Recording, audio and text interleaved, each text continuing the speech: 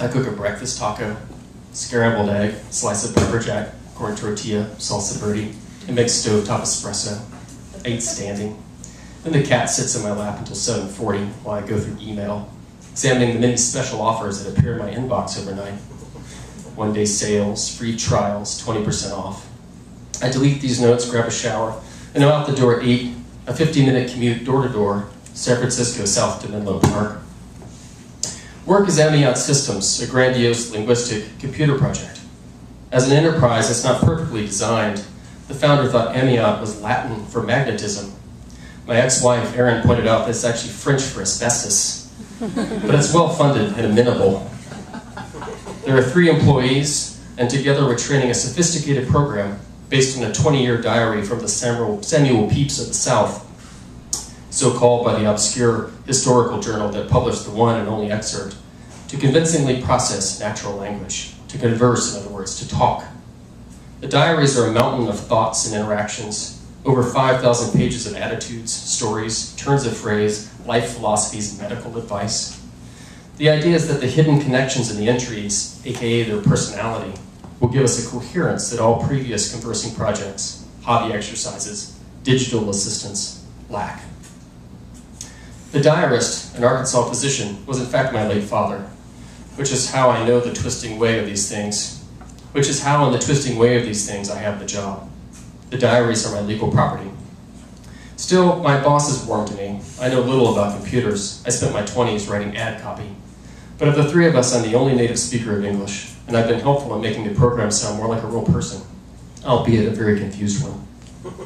When I get home from work, I feed the cat, make some dinner for myself, I sit on my new couch. If it's a weekday, I might have a glass of wine and watch a movie. If it's a weekend, I might meet up with an old pal, or a new one, though I have few new ones and fewer old ones. Or I might have plans with a lady friend, always plans, never anything left to the last minute. Occasionally I go to a local watering hole where the bartenders are reliable. I consider this an indulgence, but little indulgences are also key to bachelor life. Parking is one. For $300 a month, I avoid endlessly orbiting my block. But I also have my magazines, my twice-monthly housekeeper, my well-stocked bar, and my heated foot-soaking tub. If I feel overworked, I send my clothes out to wash and fold. Twice a year, I might schedule a deep tissue massage. I order in dinner weekly, and sometimes, if I'm feeling resolute, I'll take a book to a nice restaurant and dine solo. I grew up in the South, but made my home here in San Francisco for what are called lifestyle reasons. I enjoy the rain-washed streets, the tidy view of downtown, the earnest restaurant trends. Right now, it's awful.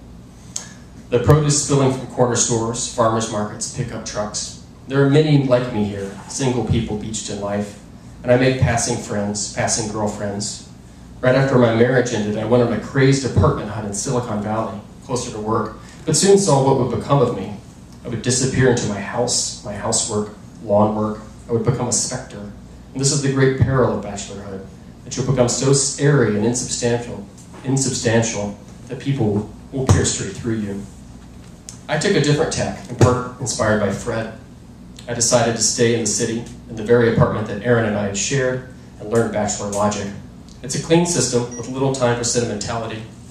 It understands that as a bachelor, you are a permanent in-between. This is no time for conventions. When it comes to breakfast, to social life, to love, you must privilege the simple above the complicated. There's nothing cruel about this. The bachelors I've met, temporary guys, have been nice guys. Temporary friends have been nice guys. I've never been able to stomach men who refer to women as bitches, teases, though these men do exist in San Francisco, as in all the world.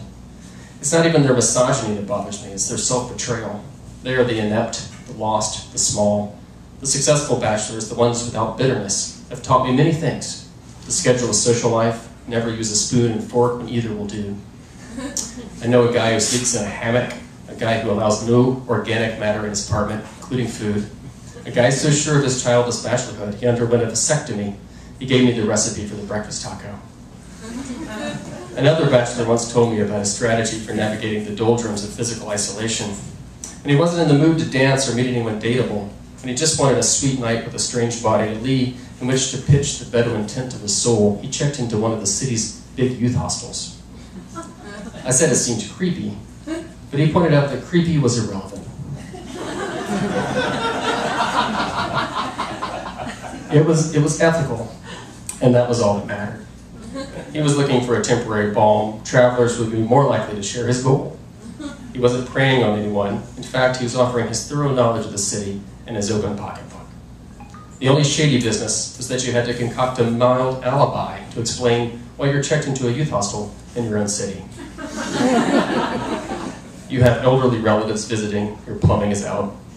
Or you can bring your passport as your ID and pretend you're traveling. It's a melding of desired outcomes, he said. All I could do was marvel at the performance of bachelor logic. But is it nonsense? Will this friend, this good man, end up strapped to a stair stretcher, hands grasping for his rented walls? I'm so sorry, Neil. My father, I stopped calling him Dad when he committed suicide, it seemed too maudlin, would have found a specific and obvious moral to the story. He was such a traditionalist, I'm half surprised he didn't go about in period dress. He liked to cite the quotation on his parents' grave marker. Magnificence there was, but of comfort there was little, and being unknown it was unmissed. It's from Ivanhoe.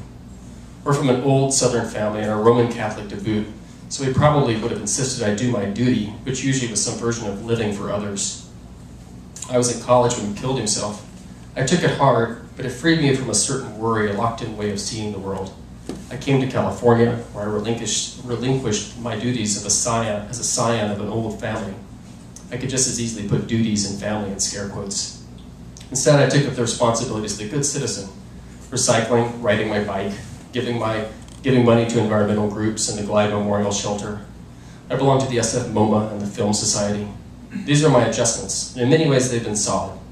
As good as my brother's white picket fence life in Michigan, his relentless quest for the banal, and I fear better than my mother's attempt to both keep and escape the old house in Arkansas, a compromise that keeps her on a loop of educational tours, cruising the world's unpopular coastlines. My entire life to my father would have been incomprehensible, beneath mention. But my father's diary, Dr. Bassett, as it's referred to at Amiot, will engage any question. Since it's a pretty basic program, a searchable version of the diaries with a few conversational tricks, I say it understands anything. I can't say it understands anything. You can't pursue a thought or even distinguish among who's talking to it. It doesn't know, for instance, that I'm Dr. Bassett's son. But sometimes I throw in a few words, and the computer, in his magic 8-ball way, returns a phrase that has some hidden jolt of insight. This morning, we had this exchange. Friend. So that's what Neil goes by, friend. Friend, should I stay in or go out tonight? Dr. Bassett, Fridays are friend days. Friend, today is Thursday, but that's a nice thought. Dr. Bassett, what? If I say more than one thing, use and or but, he often comes up empty-handed. Friend, your sentiment was a nice thought. Dr. Bassett, how do you feel about my sentiment being a nice thought?